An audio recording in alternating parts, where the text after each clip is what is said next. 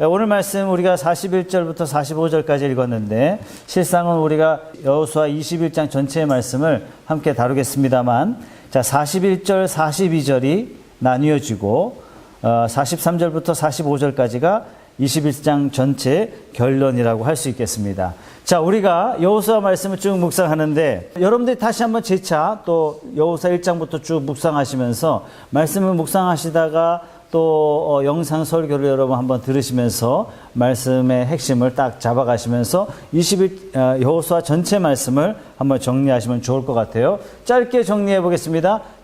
우리가 여호수아 18장에는 아직 분배받지 못한 7지파가 있었어요. 우리에게도 땅을 분배해달라. 그래서 그려가지고 와라. 그래서 여호수아 19장에 땅이 분배가 됐습니다. 그래서 1달락이 됐죠. 그 다음에 여호수아 20장에 와서는 분배받은 땅 중에 하나님께서 6개의 성을 선택하셨어요. 이 6개의 성이 무슨 성이었냐면 도피성이었습니다. 자, 오늘 21장에 와서는 이 12지파 분배된 이스라엘 땅들 중에서 48개의 성읍을 하나님께서 또 선정하셨어요. 물론 이 48개 안에는 도피성이 포함되어 있었지만 이 48개의 성읍을 하나님께서 각자 흩어져 있는 모든 성읍들 48개를 선택하셔서 레위 지파에게 다시 분배를 해주고 계십니다. 여호수아 21장 3절 말씀 다 같이 한번 읽어보겠습니다. 3절의 말씀. 이스라엘 자손이 여호와의 명령을 따라 자기의 기업에서 이 성읍들과 그 목초지들을 레위 사람에게 주니라. 이렇게 말씀하시면서 어떻게 구체적으로 주었는지는 그 밑에부터 소개되고 있습니다. 자, 그러면 여러분들에게 질문을 하겠습니다. 각 지파에게 하나님께서 땅을 분배하셨어요. 그런데 왜 하필이면 레위 지파에게는 땅을 특별히 분배하지 않으셨을까요? 다시 말해서 왜 레위 지파는 한 곳에 다 자기들끼리 모여 살 수 있도록 하나님께서 그렇게 분배하지 않으셨을까요? 어찌 보면 레위 지파는 레위 지파로 태어났기 때문에 전국에 흩어져서 살아야 돼요. 저도 전국에 흩어져 사니까 참 힘들더라고요. 아버님은 서울에 계시고 장인어른은 광주에 계시고 명절 때 한번 가면 한반도를 한 바퀴 돌아야 돼요. 강원도 큰형님 계시고 한 번 간다는 게 정말 큰 맘 먹지 않고는 힘들어요. 레위 지파를 이렇게 살게 하신 것 같습니다. 자, 왜 레위 지파에게는 이렇게 다 분산되어 살도록 하셨을까요? 여기에는 하나님의 특별한 뜻이 있는데 민수기에 보면 하나님께서 일찌감치 레위인들에게 이렇게 말씀하세요. 도피성 그리고 레위인들에게 줄 성읍 각자 그 성읍에서 너희가 살아라 이렇게 말씀하셨어요. 이렇게 이스라엘 백성들 속에 레위 지파를 다 뿔뿔이 흩어놓으신 하나님의 의중은 무엇이냐면 모든 이스라엘 사람들이 레위 사람들의 영향력 아래 살아라 라고 말씀하시는 겁니다. 자, 여러분 지난 시간에 6개의 도피성을 말씀을 드렸습니다. 왜 하필이면 6개예요? 왜 하필이면 높은 곳이에요? 도피성이 딱 하나만 있으면 안 될까요? 죄 지은 사람이 그렇게 많습니까? 아니요. 도망가다가 죽을 수 있는 거예요. 그래서 할 수 있으면 이스라엘 전체의 영역 중에서 분산하여 6개의 성읍을 하나님께서 만드시고 누구든지 쉽게 피할 수 있도록 은혜를 베풀어 주셨어요. 이 이스라엘 곳곳에 두신 도피성의 의도와 거의 비슷한데 누구든지 쉽게 레위인을 만나고 누구든지 쉽게 레위인을 통해서 하나님의 은혜, 하나님의 임하심, 하나님의 역사, 하나님의 말씀하심을 누구든지 쉽게 접할 수 있도록 하나님께서 레위인들을 뿔뿔이 흩어 놓으신 것입니다. 자, 여러분들에게 질문하겠습니다. 가나안 땅 왜 들어갔습니까? 이스라엘 백성들이 가나안 땅 왜 들어갔죠? 땅이 없어서요?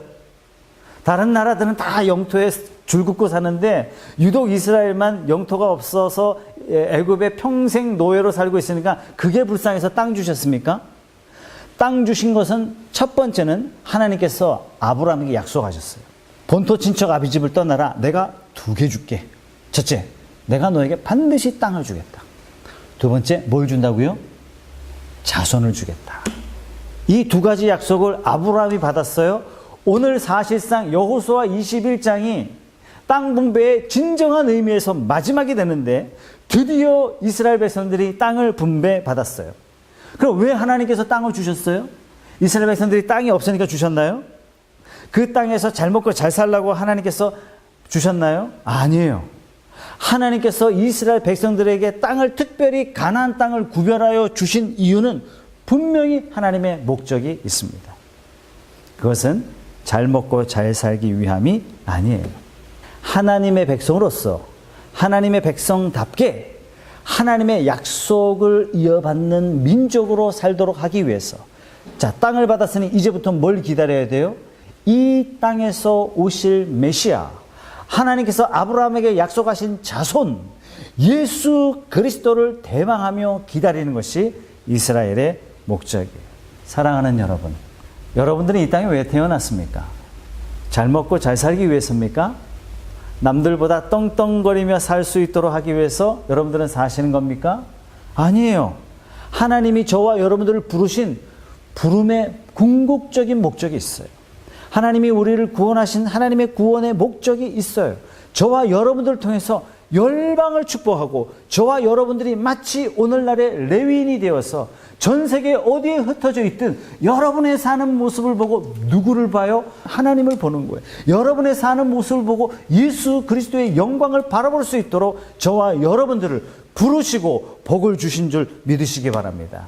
여러분, 이스라엘 백성들은, 하나님의 백성들은 달랐어요. 이방인하고 본질적으로 다른 게 뭐냐면 성막이 있어요. 이스라엘 백성 그 진중에는 언제나 그 가운데 성막이 있습니다.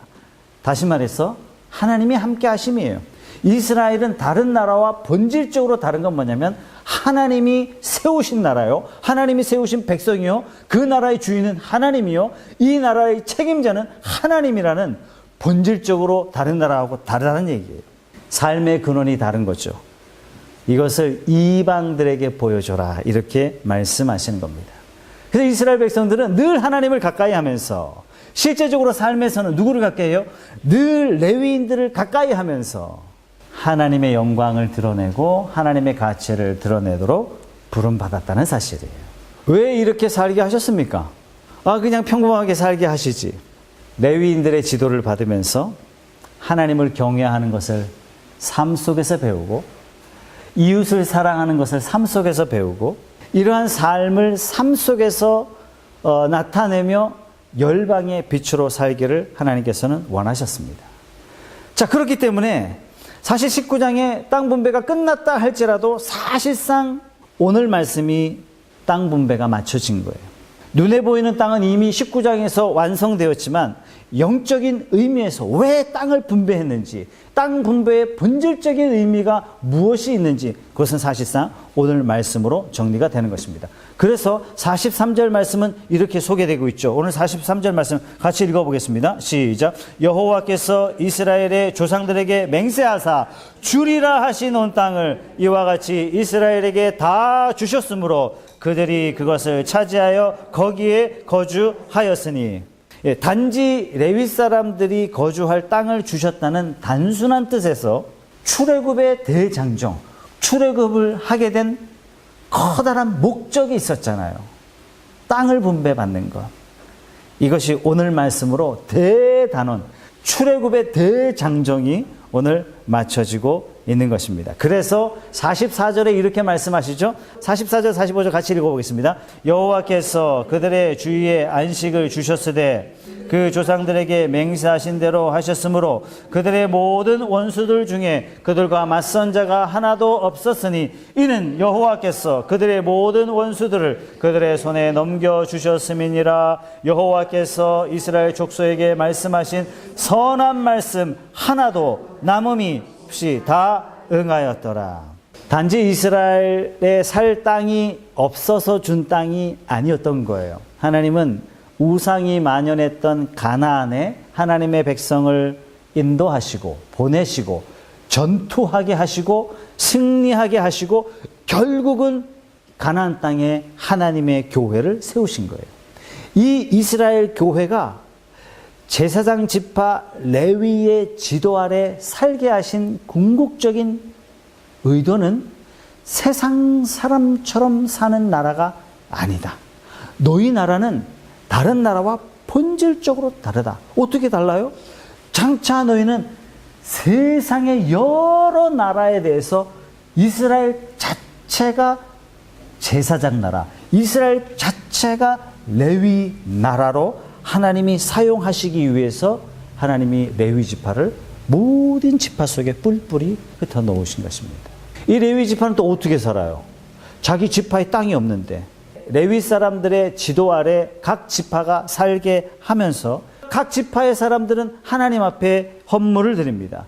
이 헌물들을 레위인들에게 공급하게 하심으로 레위인들이 생활할 수 있도록 하신 거죠. 이스라엘은요, 거대한 국가 교회였던 것입니다. 자, 문제는 여기 있지 않아요. 사사기 2장 10절에 보면 제가 말씀을 읽어드릴게요. 그 세대의 사람도 다 그 조상들에게 돌아갔고, 조상들이 다 죽었다는 얘기죠. 그 후에 일어난 다른 세대는 여호와를 알지 못하며 여호와께서 이스라엘을 위하여 행하신 일도 알지 못하였더라. 이제 이스라엘이 땅을 분배받은 다음에 악순환이 계속됩니다. 자, 이스라엘의 평생의 꿈, 땅을 한번 가져보는 거예요. 자기들도 다른 나라처럼 땅을 가지는 거예요. 땅을 소유하는 출애굽의 대장정의 목표를 이뤘어요. 땅을 드디어 분배받았어요. 그토록 염원하던 땅을 분배받았어요. 그리고 망했습니다. 왜 바라던 것을 얻고 망했을까요? 여러분, 오늘날 세상에서도요, 바라던 목표를 이룬 다음에 망한 사람이 있어요. 평생 정치인의 꿈을 꾸고 정치인이 되어서 망했어요. 평생 거부가 되기를 원했고 거부가 되어서 망했어요. 평생 다른 사람들을 가르치는 최고의 교수가 되기를 원했고 그 자리에 올라서 망했어요. 이런 사람들을 우리는요, 어렵지 않게 볼 수 있습니다. 왜 이스라엘 백성들은 망했을까요?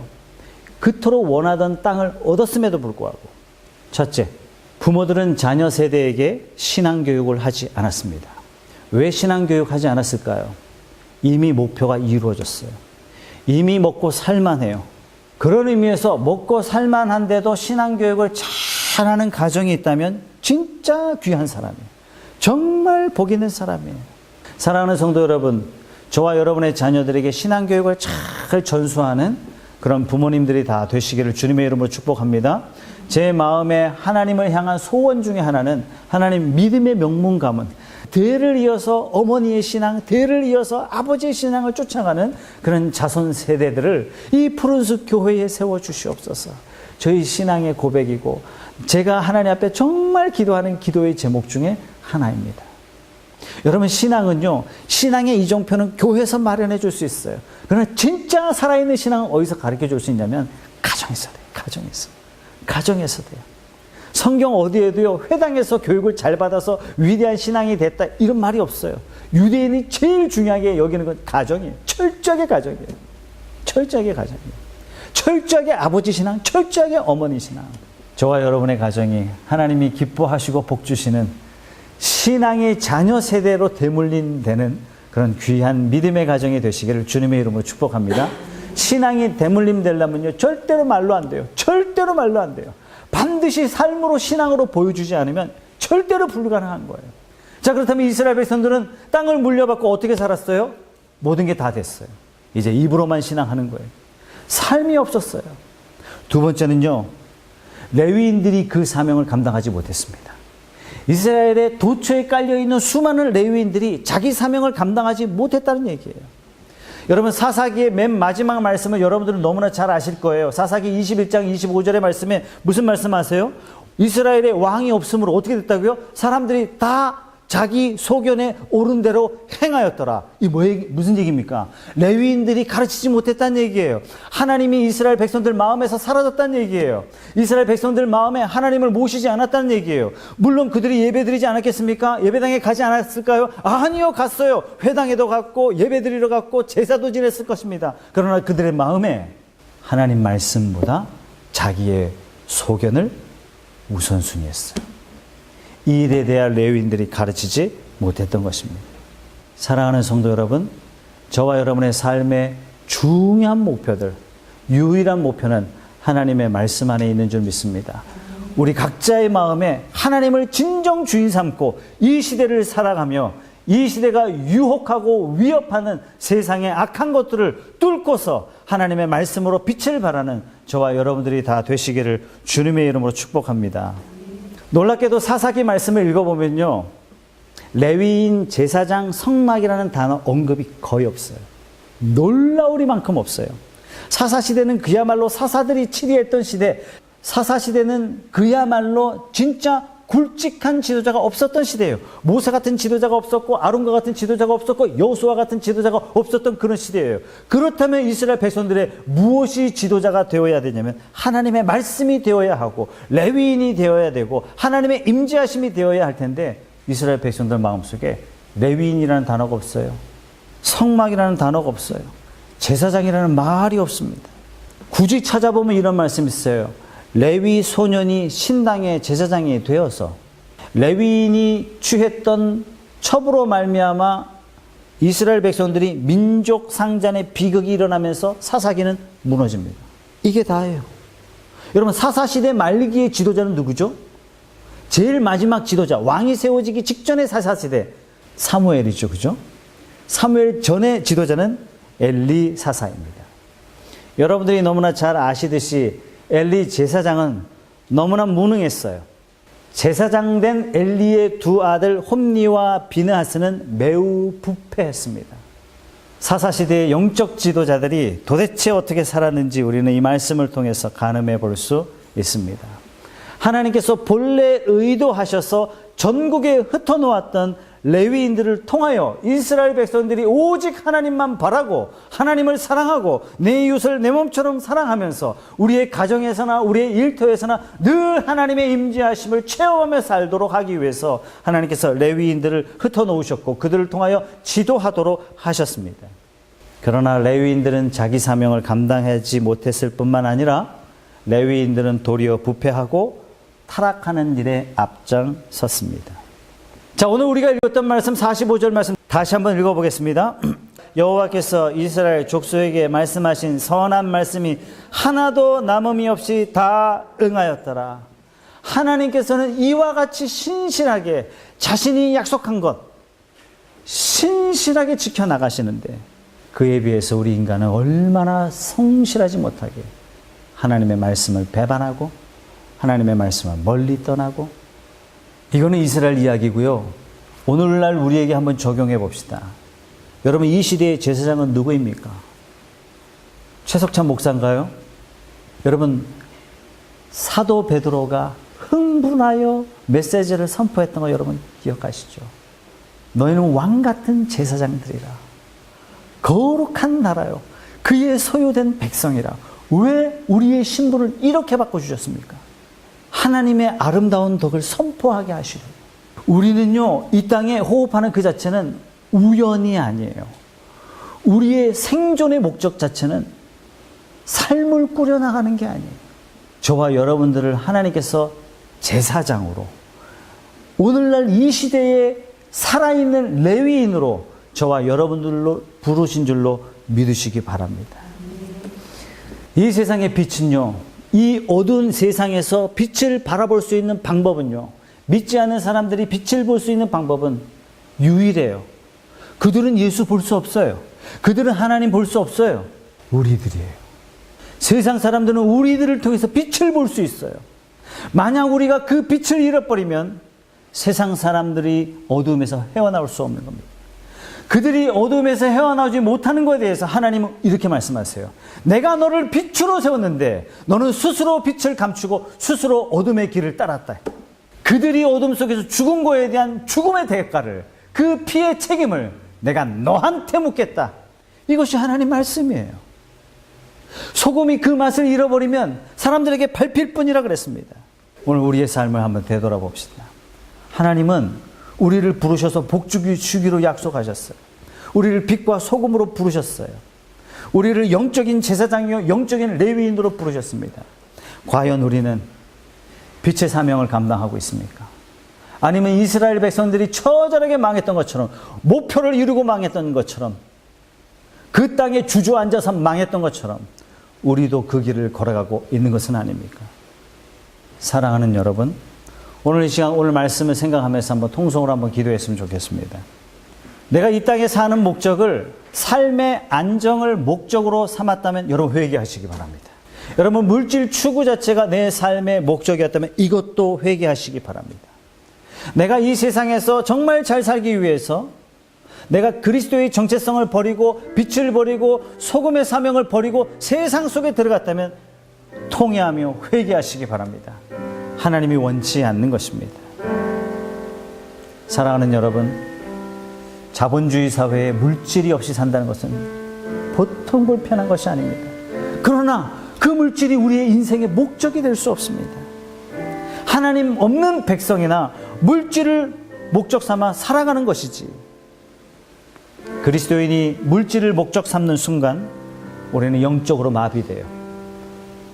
영적으로 죽어가는 것입니다. 사랑하는 여러분, 여러분들은 제사장이에요. 여러분들은 이 땅의 레위인으로 하나님이 부르셨어요. 왕 같은 제사장으로 하나님께서 여러분들을 세우신 줄로 믿으시기 바랍니다. 하나님을 목적하여 사시고 먹든지 마시든지 돈을 벌든지 돈을 잃든지 오직 하나님의 영광을 위하여 살기로 오늘 이 시간 다짐하시기 바랍니다. 그렇다면 하나님께서 여러분들을 물된 동산과 같이 복을 주실 줄로 믿습니다. 이 땅에 반드시 소금 되도록, 이 땅에 반드시 빛이 되도록 하나님께서 세워주실 줄 믿습니다. 이 시간 한번 회개하며 다시 한번 내가 사명 감당하는 믿음의 삶이 되겠습니다 하는 그런 마음으로 통성으로 기도하겠습니다.